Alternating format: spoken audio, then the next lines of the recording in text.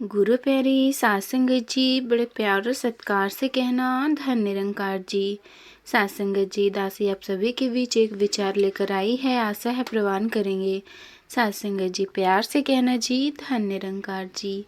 सात संगत जी आज हम संवाद करेंगे अपने आप से कि आखिर हम दुखी क्यों हैं। सात संगत अक्सर हम देखते हैं कि इंसान के पास सब कुछ है, सुविधाएं हैं, धन है, परिवार है, फिर भी एक खालीपन, एक डर, एक अज्ञात भय उसे अंदर ही अंदर खाए जा रहा है। सात संगत जी विचार करने वाली बात यह है कि जिस ईश्वर का अंश आनंद स्वरूप हो, वो जीव इतना व्याकुल क्यों है। सात संगत इसका उत्तर हमें श्रीमद् भागवत गीता के दूसरे अध्याय में मिलता है। सात संगत जहाँ भगवान श्री कृष्ण स्पष्ट कहते हैं, सात संगत जिसके मन और इंद्रियां संयमित नहीं है, सात संगत उसकी बुद्धि स्थिर नहीं हो सकती, और जिसकी बुद्धि स्थिर नहीं है उसके मन में सात्विक भावना नहीं हो सकती। सात संगत सात्विक भावना के बिना शांति असंभव है, और सात संगत जी जिसके जीवन में शांति नहीं है उसे सुख भला कैसे मिल सकता है।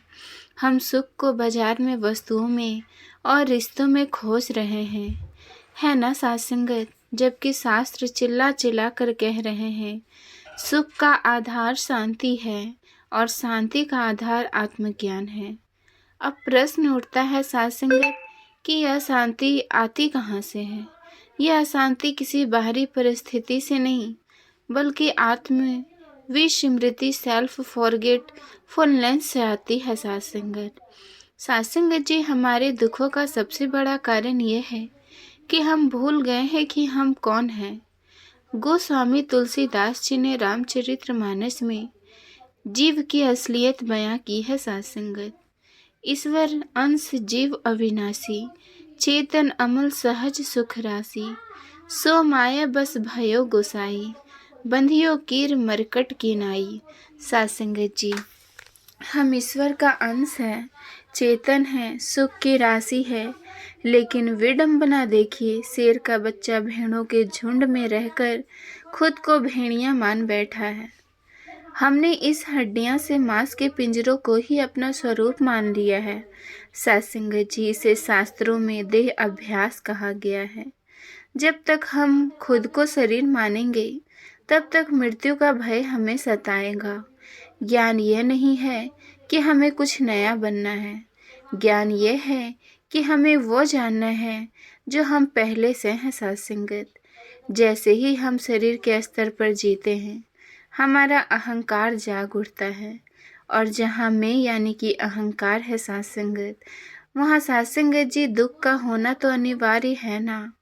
जरा गहराई से तो सोचिए सात संगत, क्या हमें नींद में दुख होता है? नहीं होता सात संगत। क्यों नहीं होता? क्योंकि नींद में हमें ये भान नहीं रहता कि मैं अमीर हूँ, मैं गरीब हूँ, या फिर मैं बीमार हूँ।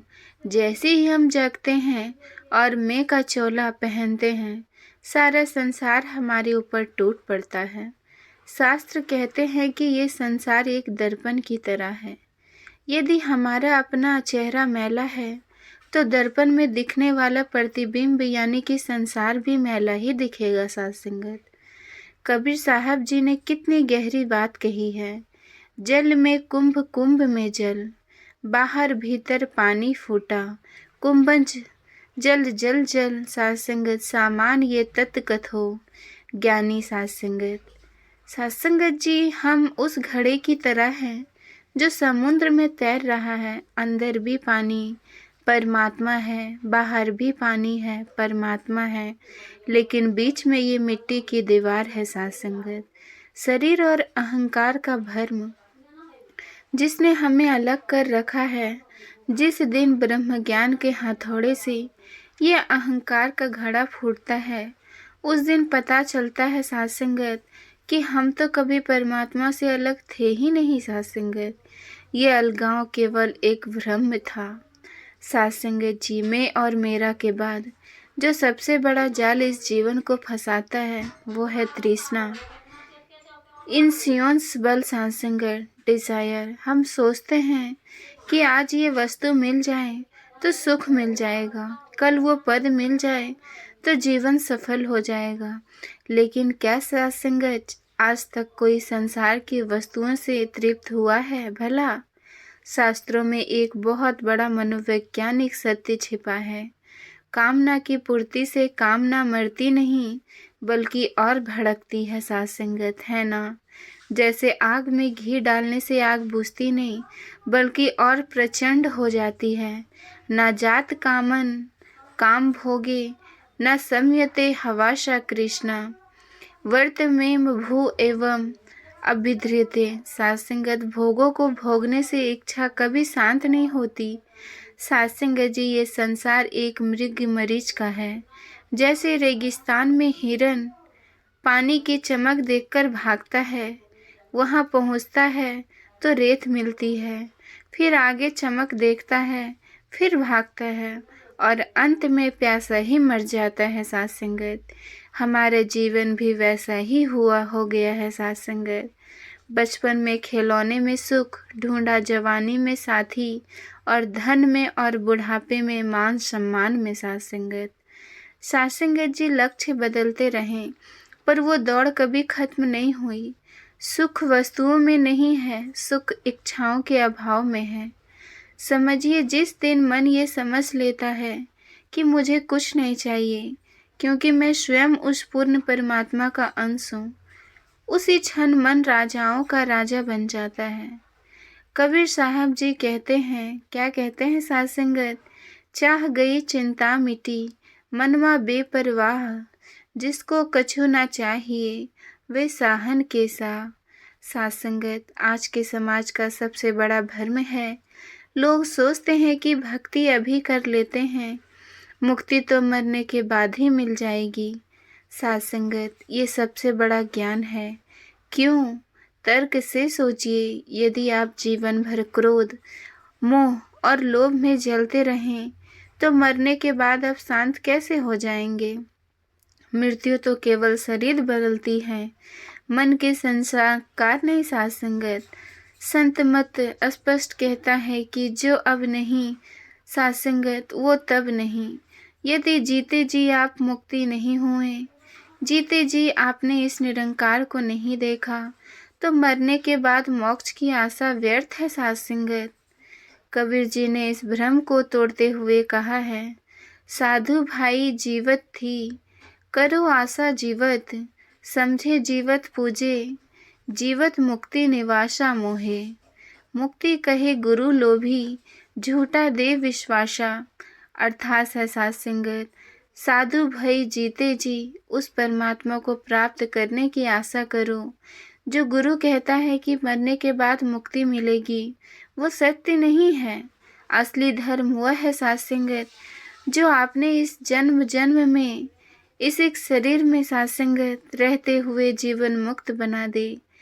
जीते जी मुक्ति का अर्थ है साथ संगत संसार में रहना, पर संसार को अपने भीतर ना रहने देना। कमल के फूल की तरह साथ संगत, जो कीचड़ में ही खिला देता है, पानी में भी रहता है, लेकिन पानी की एक एक बूंद भी उस पर टिक नहीं पाती। साथ संगत, ये ब्रह्म ज्ञान हमें यही तो दृष्टि देता है। ये हमें भागना नहीं सिखाता, ये हमें जागना सिखाता है ना साथ संगत? जब हम जाग जाते हैं तो हमें हर घट में, हर जीव में, हर स्थिति में केवल और केवल मेरा ये निरंकार ही नजर आता है। तब साथ संगत द्वैत मिट जाता है, और जब दूसरा कोई बचा ही नहीं तो साथ संगत फिर बैर किससे करोगे? बताओ ना, डर किससे? यही अवस्था पूर्णता की है साथ संगत। यही वो अवस्था है जहाँ दिमाग के सारे तर्क शांत हो जाते हैं और केवल प्रेम शेष रह जाता है। सबसे ज़्यादा दुख हमें अपनों से मिलता है, क्योंकि हमने रिश्ते को पकड़ के रखा है। मेरा बेटा मेरी बात नहीं सुनता, मेरी पत्नी पति मुझे नहीं समझते। यहाँ हमें साथ संगत जी संतों द्वारा बताया गया ट्रस्टी सिद्धांत समझना होगा। साथ संगत, ट्रस्टी सिद्धांत मीन्स एक बैंक का कैशियर दिन भर में करोड़ों रुपए गिनता था, लेकिन शाम को जब वो हिसाब मिलाता है ना, तो 1 रुपए कम होने पर रोता है, न सत्संगत ज़्यादा होने पर खुश होता है, क्योंकि वो जानता है कि ये पैसा मेरा नहीं है, मैं केवल इसका रक्षक हूँ, ट्रस्टी हूँ। सत्संगत, क्या हम अपने परिवार के साथ ऐसा नहीं रह सकते? ये परिवार निरंकार की संपत्ति है, आप केवल इसके सत्संगत जी केयर टेकर हैं। जिस दिन ये भाव आ जाएगा उस दिन अपेक्षाएं खत्म हो जाएगी। सत्संगत, गोस्वामी तुलसीदास जी ने कितनी सुंदर चेतावनी देते हुए कहा है, सुत वित नारी भवन पारिवारा होही, जाहि जग पार ही पारा। सत्संगत जी अविचार जेति हो स्नेह, मिलना रघुपति विन अनुरागु। पुत्र धन स्त्री घर ये तो संसार में बार बार मिलते और बिछड़ते हैं, इनमें मोह नहीं। सत्संगत, प्रेम करो। मोह और प्रेम में अंतर क्या है? मोह मांगता है कि तुम मेरे लिए ये करो, प्रेम देता है कि मैं तुम्हारे लिए क्या कर सकता हूँ। मोह बांधता है, प्रेम मुक्त करता है। एक ज्ञानी सत्संगत एक संत परिवार में कमल के पत्ते की तरह रहता है, पानी में रहकर भी सूखा, वो फर्ज पूरे निभाता है, पर दिल केवल निरंकार से लगाता है। सत्संगत, जीवन में एक और चीज है जो हमारे दिमाग का संतुलन बिगाड़ देती है, वो है निंदा और अपमान। जब कोई हमारे बारे में बुरा बोलता है तो सत्संगत हमारा खून खौल उठता है। लेकिन रुकिए सत्संगत, एक ब्रह्म ज्ञान के दृष्टि देखिए।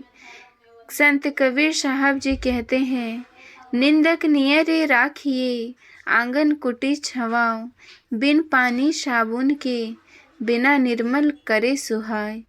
तर्क देखिए सत्संगत, कपड़ा धोने के लिए साबुन और पानी के पैसे लगते हैं ना, मेहनत लगती है, लेकिन निंदक वो महान व्यक्ति है जो बिना आपके पैसे खर्च कराए आपकी कमियां बताकर आपके मन को साफ कर रहा है।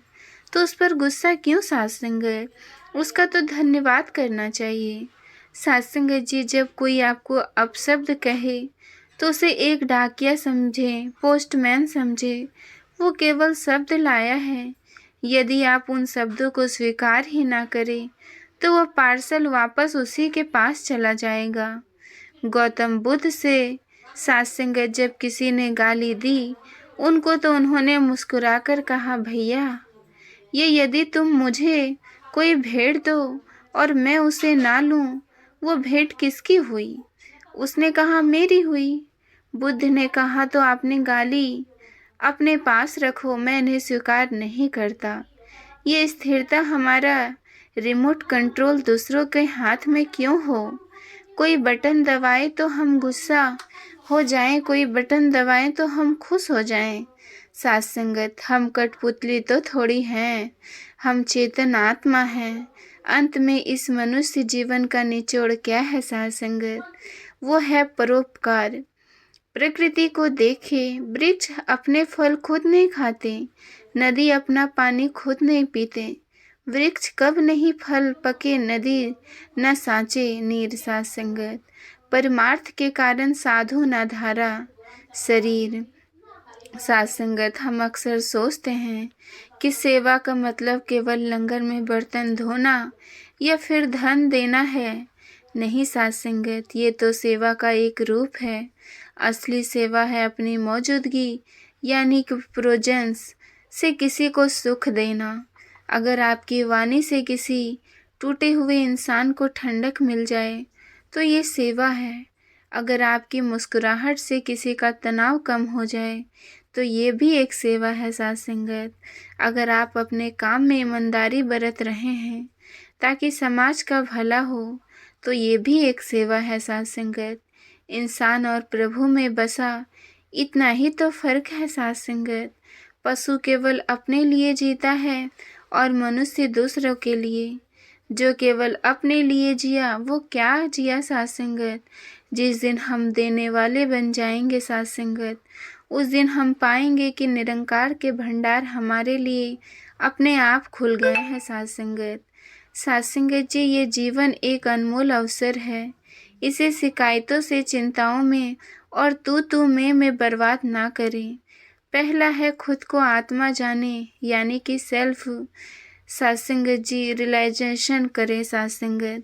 दूसरा, संसार को नाटक समझे, यानी कि विटनेस एटीट्यूड सत्संगत जी। तीसरा, काम को पूरा बनाए, यानी कि कर्म योग्य। और चौथा, सत्संगत हर घट में इस निरंकार को देखे। जब हम ऐसी दृष्टि बना लेते हैं तो ये धरती ही स्वर्ग बन जाती है सत्संगत। हमें मरने के बाद किसी स्वर्ग का इंतजार नहीं करना पड़ता। आइए सत्संगत जी, हम सब अरदास करें कि ये ज्ञान केवल हमारे कानों तक ना रहे, बल्कि हमारे कर्मों में उतर जाए। हमारा उठना, बैठना, बोलना सब कुछ एक इबादत बन जाए। इन्हीं शब्दों के साथ दातार आप सभी के जीवन में खुशियाँ, सत्संगत जी स्थिरता, सत्संगत जी भक्ति का दान बख्शे। सत्संगत जी प्यार से कहना धन निरंकार जी।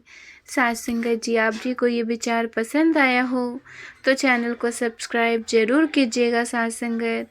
सत्संगत जी बड़े प्यार से कहना धन निरंकार जी।